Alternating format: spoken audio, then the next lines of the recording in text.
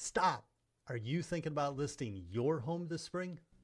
The difference between getting top dollar and sitting on the market for weeks often comes down to preparation. Stay tuned as we're joined by home prep expert Emily Braud of HomeStretch on preparing your home for the spring home selling market.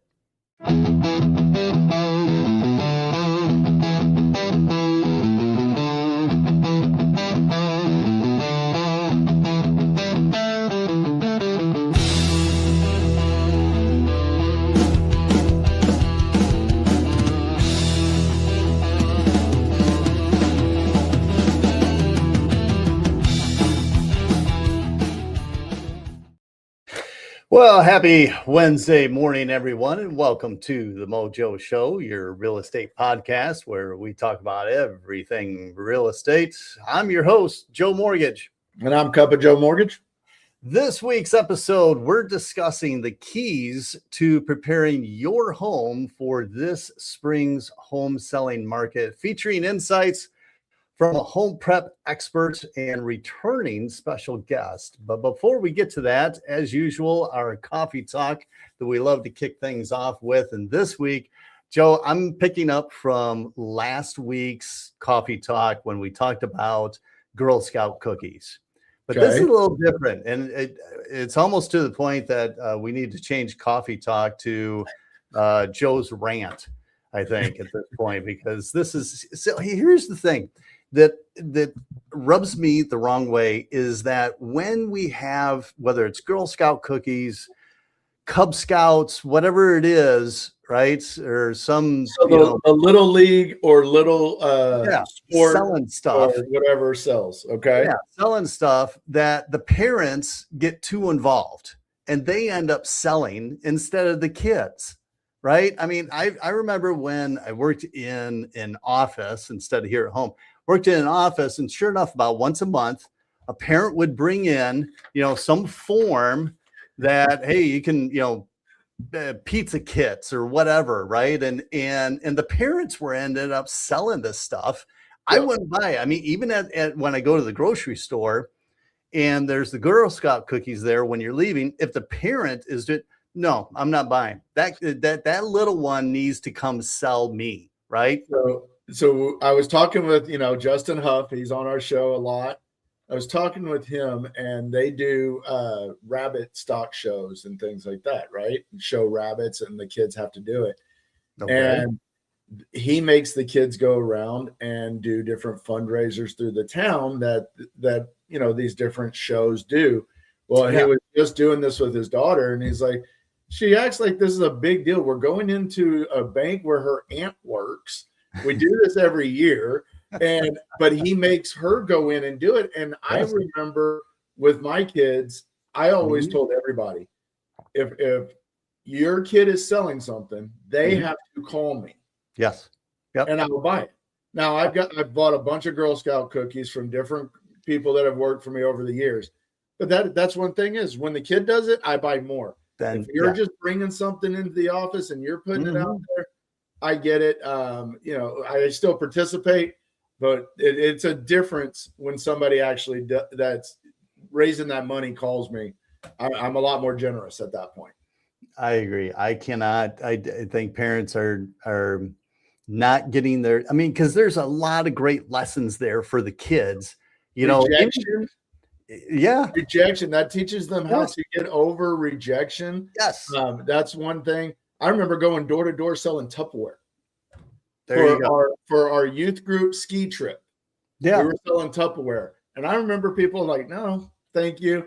And you just moved on from the next house. The next one. Yeah. And maybe that's why I got into sales. I don't like the rejection, by the way, guys. Please say yes when I tell you what loans we're doing.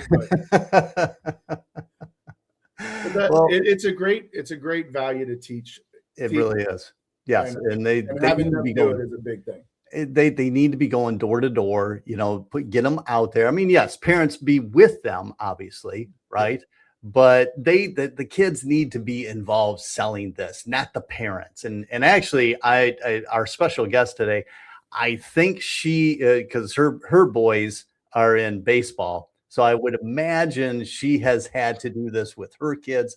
Kind of curious to hear her a little take on this when we get her on here. But speaking of which, we might as well just jump right on in with our special guest and introducing her. Because I'm super excited to have her back on the show. Yes, back on the show, returning special guest today. When she was on our show last time, I think a little over a year ago, she was a realtor with Compass Realty. Now she's the local owner and operator of HomeStretch of Greater North Houston. Please welcome to the show, everyone, Emily Braud. I was about to say, thank you, Joe, for doing the applause, because I can bring her on and I can move us around. But if you want me to do the applause, I'm not going to do that. I think Emily, welcome back to the show. Glad to have you on here. Guys, anybody that's listening, as we're going through here, please use the comments, ask questions, put out there a hello. If we will share it. But Emily, before we get into kind of the show and the topics that we're going to talk about today, remind our viewers, a little bit about yourself and then about your new venture that you're doing versus the last time you were on. Yeah, absolutely. Thanks so much for having me back, guys. I'm thrilled to be here with y'all this morning.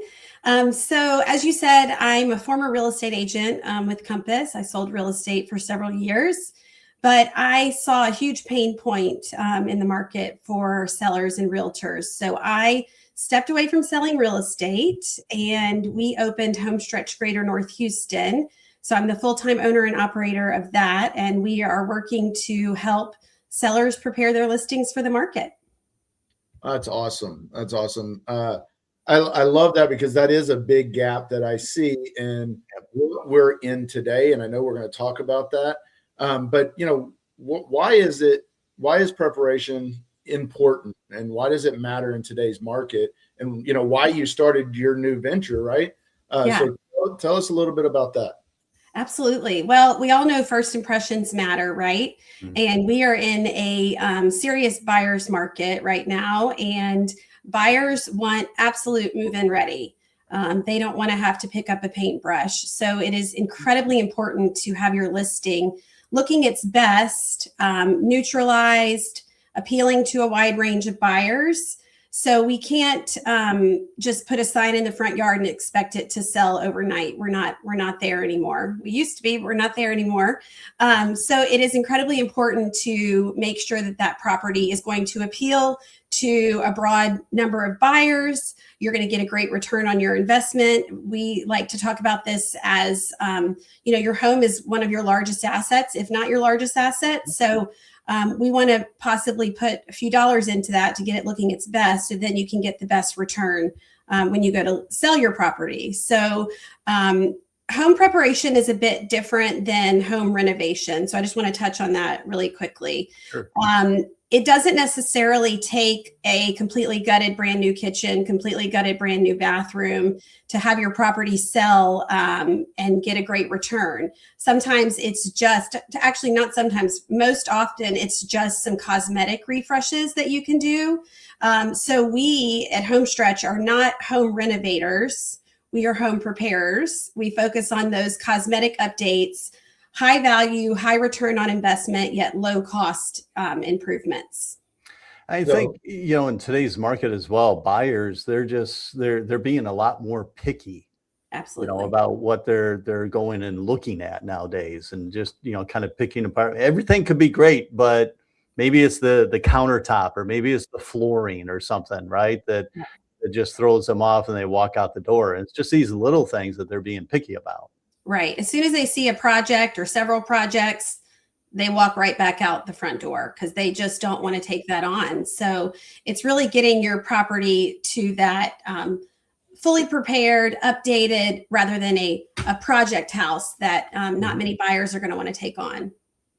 So one of the things that I'm going to go off topic already, Joe. Sorry. Only took 9 minutes. Imagine that. So do you believe that AI is building that more selective attention buyers have? Because now with AI, you can take a picture of a room and you can lay it out different ways. My wife does it all the time. Look how this would look in this room and stuff like that, which drives me insane, by the way. But do you think that that is playing a role in why people are a little bit more selective when they're buying today? I would say a little bit. I mean, I think technology and the fact that we have phones in our hands 24/7 and we can see all these beautiful things that are pushed out to us, Instagram versus reality. All we really see when we look at that are the really beautiful things. And so I think it really drives a buyer to want that level of update, that level of beauty that they're seeing all the time in their social media. And yes, they can take a photo of a room and mock it up in AI to look just how they want. But it's the fact that I think everyone is incredibly busy these days. They, not necessarily, 20, 30, 40 years ago, people were doing a lot of DIY projects and they had those skills. I think a lot of today's buyers don't have those skills. They just have not grown up doing that. They have not been interested in that. So it really is giving them a product, a property that is truly move-in ready, so they don't have to worry about doing all of those things once they move in. They don't have the time to do it. They don't have the inclination to do it, and they don't have the desire to do it. Well, I think that ties back to what you said, that first impression, right? Mm-hmm. And the things that you do for people and the setups and the preparation, which is what we're talking about. That's an experience when you walk in and that first impression, I'm going to point out your accent wall behind you, that color draws my eye. Yeah. And with the lighting that you have, it's a beautiful setup. So that draws my eyes to it. Mm-hmm. AI does not do that for me. Right. And I think your back wall, Joe. Hey, leave my puzzles alone, Joe. This is me. Well, I mean, it's luckily accent wall you got going there. Joe. Was a lot of me too, but it's that just first impression, and that preparation does make a huge difference on if somebody's going to put an offer in right away. That kind of that emotion of feeling like you're home. Yes. When you walk through that door, I think that's a big part of it. And I love how you're bringing that. You found that need for that with your business. And I think as well, if you're not giving that right first impression, the home typically is probably going to be sitting on the market longer, right? Yes. And then you're going to be losing money, right? Because if it's on there 30, 45, 60 days, you're lowering the price of it, because you didn't take, a little bit of time and prep it, like what Emily's saying, with the things to be able to give that first impression. Right. Yeah. And we just want sellers and homeowners to understand that it doesn't have to be an incredibly overwhelming process.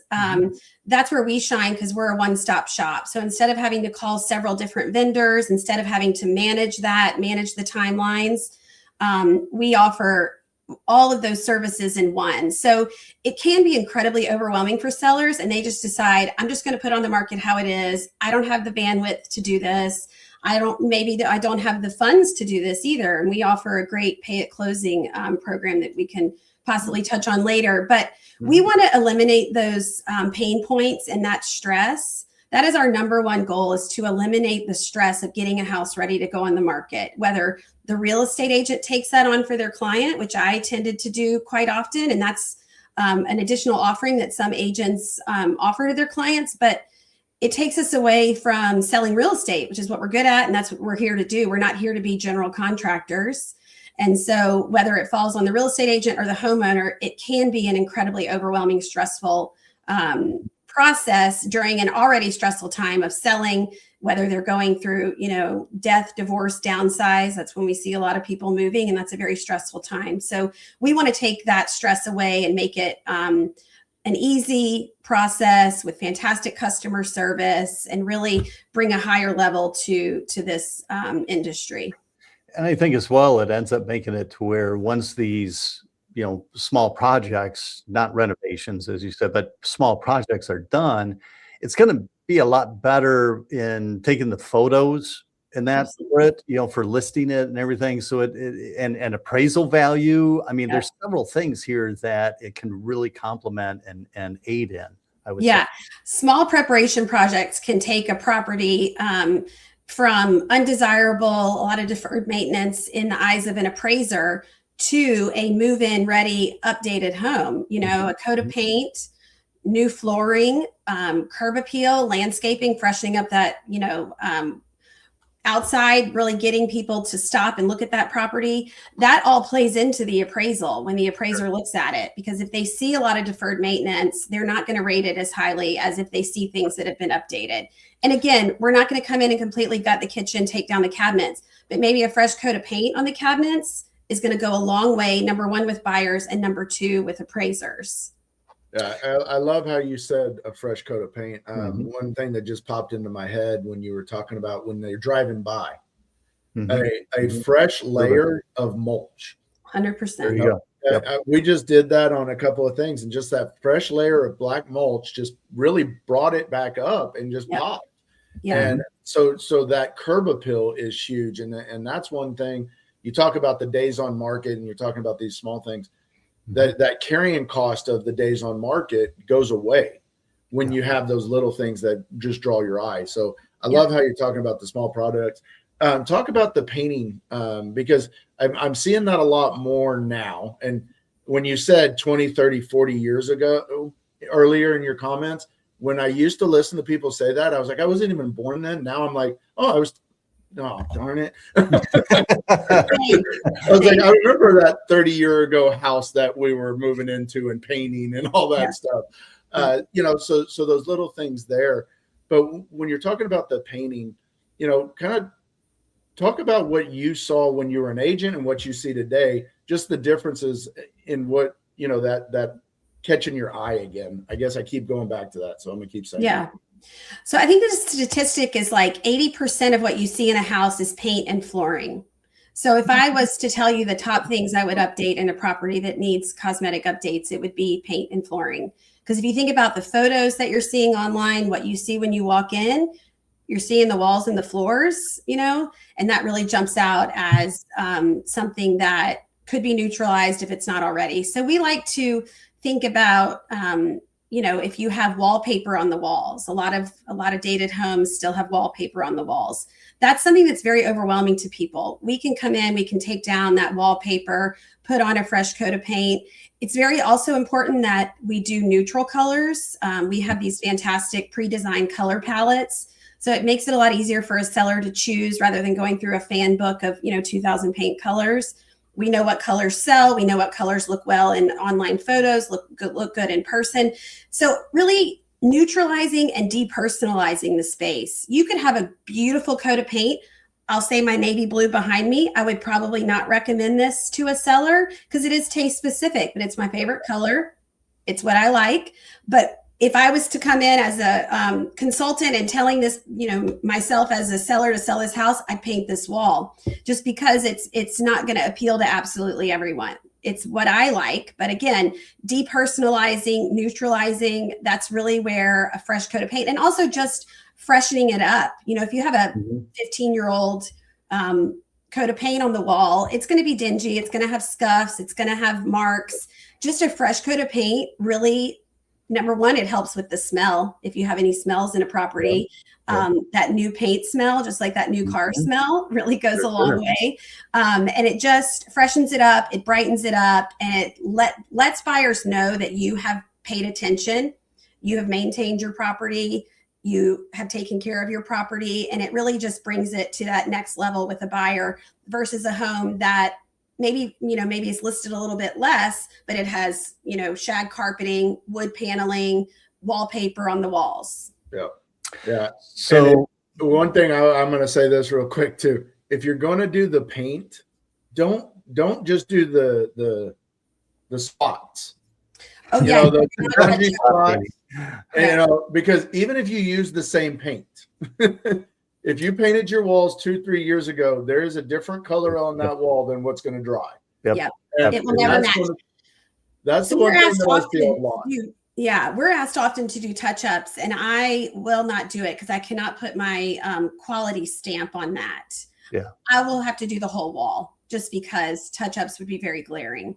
So for our viewers out there, Emily, what would, if they're looking to put their home on the market to sell it, what what are a couple of things, maybe 3, 4 things, top things that a seller commonly could do to really move the needle, right? As far as update. Yeah, absolutely. And that's that's our goal, is to help them move that needle with buyers and get a huge return on their investment. So I would absolutely say a fresh coat of paint, whether we just do the walls or we do the walls, doors, trims, ceiling, all of it sometimes. And we will guide you on what we recommend. If you don't need to paint your trim, we're not going to recommend you paint your trim. We want you to use those dollars towards the projects that move the needle the most. So fresh paint, flooring. If you have an outdated tile, we can easily go over that tile with luxury vinyl plank, which is a great updated look.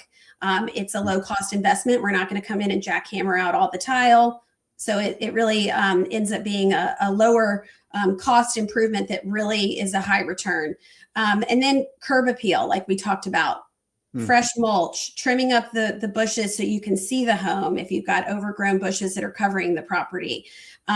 Pressure washing, window washing, just really making that curb appeal shine so you can get buyers in the door. And then when they see it online, if they can see that it's neutralized, it's clean, it's fresh, that's really going to encourage them to make an appointment to come see it in person. We got to get them in the door. I think, and we haven't touched on this, and I'm surprised none of us have brought this up, but one that I always see when going to open houses and that with realtors, decluttering. 100%. Cleaning, yes. right? I mean, yes. that goes a long ways. Yes, you're right. Sorry, I skipped over that. But yes, that would be the number one thing to do before we attack those cosmetic refreshes. Decluttering, clearing things out. We help with full home clear outs. So whether the home is occupied or someone has moved out, but all of their things are still there. So think about, an estate sale. They've gathered 25, 30 years of things. Everyone's overwhelmed as to what do we do with all of these things. We can come in, clear that out. We can donate what can be donated.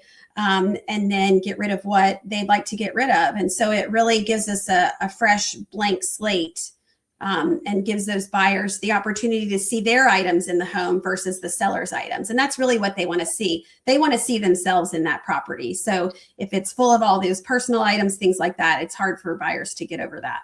So not only don't cleaning, do the puzzle wall behind me. so not only cleaning, decluttering, but kind of depersonalizing as well, right? Yes. Now, do you guys also go through and help out with staging? We do not, but we have a fantastic staging partner. So I like to say that we come before staging. Yep. So we'll come in, and I'll just go through our core services real quickly. We do the full home clear out. So we talked about full interior and exterior painting. We can also paint tile. If you have an outdated tile tub surround, we can come in and refinish that and paint that versus ripping it all out. So I really want people to think that we don't necessarily have to get into those big, expensive projects to make it look great. And then we do flooring, like we said, carpet replacement, luxury vinyl plank. We can clean the carpet if it's in good shape, just needs a little cleaning. And then we do the landscaping, curb appeal. We talked about pressure washing, window washing, coming in, cleaning up the bushes, adding that mulch. And then we do some light handyman items. We're not going to be your punch out company. You're not going to send me your inspection report and I'm going to go through and make all those repairs, but think cosmetic things, updating light fixtures, updating bathroom mirrors, updating cabinet hardware. That really goes a long way in the overall look of the property. And then finally, we'll come in and do a final move out clean. And then we hand it over to the stager if they want to do staging. Okay. So you'll go in there after they move out and clean the place before the new buyer comes in too? Yes, typically before the listing agent takes photos, we'll come in and do a deep clean. And I listed all of our services. We love to bundle them all together because it's more economical, but we're certainly willing to just do one or two on a property. If it just needs paint, certainly we can help with that. If it just needs flooring, we can help with that. Well, I think as well, being that you do so many different things, because otherwise, together and under one umbrella, otherwise people are going to have to go out and get several different vendors, right? And with multiple vendors, you could definitely have delays, in being able to get it on the market. So kind of having it all under one umbrella, I think is unique and beneficial to the sellers. Yeah, our typical project's about 10 to 12 business days, which you're not going to see that when you're managing multiple different vendors and managing that timeline. And that's one thing we really pride ourselves on is our speed and efficiency, yet still delivering a very high quality product. But we know that time is money. So we want to get those listings on the market so they can sell quickly. And so we really like to manage that timeline, get in quickly, finish the project so that agent can get it listed. Yeah. Well, I love that, this is a one package service because, you hear about Angie's List and you hear about TaskRabbit. And I will say, I've done the TaskRabbit things back when, we were shutting down and the market was not good. But you don't know what quality you're getting from any of them, because in Texas, especially, you don't have to be licensed to do any foundation work. You don't have to be licensed to be a general contractor. So working with somebody like Emily and your company, you're going to have a better quality. You're going to have some guarantees in there, and you're going to know the work is going to be done properly. And I love that you have this all in one, because it's helping people not have to find different people to do some things and know if they can do it or not. Because I wasn't licensed to do anything, and I would do plumbing, I would do electrical, I would do all these different things on the small tasks just because I was a handyman previously. Right. So I love that you're doing it all. And let me ask Emily, because you had mentioned earlier in the show, and I want to touch on this as we start to wrap up a little bit, because a lot of people, when they think about possibly doing some updates before they put it on the market, and that a lot of times they don't have the cash to do it though. So you had mentioned something earlier about pay at closing. Can you elaborate on that? Yes, absolutely. So I think the biggest hurdles are the stress of managing it all, which we will take off their plate. And how am I going to pay for this? And do I have the funds to put into my property? So yes, we have a fantastic pay at close option. It allows sellers to tap into that equity versus tapping into their cash. If they do have cash, they can hold on to that cash. And then it's all paid back at closing out of their proceeds at closing. So it's a fantastic program. What also is great about it, it can be used for our services as well as other things outside of our scope relating to the home sale. So if they need, roof repairs, if they want to replace the windows, if they have plumbing or electrical, or if they even want to go rent a temporary property so they don't have to live through the sales process. And, maybe they have a few kids and a dog and getting out for showings is really challenging. They can use those funds for that as well. So it's really all encompassing. Anything that has to do with the home sale, they can use those pay at close funds for. Nice. Yeah. Nice.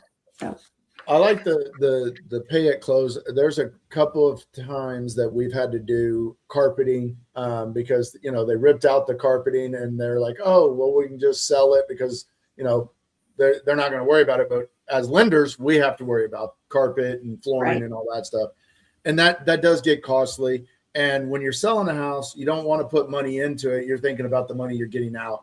I would always tell people, work with Emily, work with companies like Emily if she's not in your area, because you selling your house for 10 grand more might be just a coat of paint on the wall. Yep. It might be cleaning the carpets. It might be something. And Emily's kind of expertise will help you get that money more than you're worried about what you're spending. Right. And we typically see at least a 2-time return on investment. So I like to talk to agents about, what will you list the property as is, how it is today? And then what would you list the property for if we did X, Y, and Z updates? And it really is dramatic. And so I want people to understand that, yes, they are investing, but it is their largest asset typically. So we need to invest in that.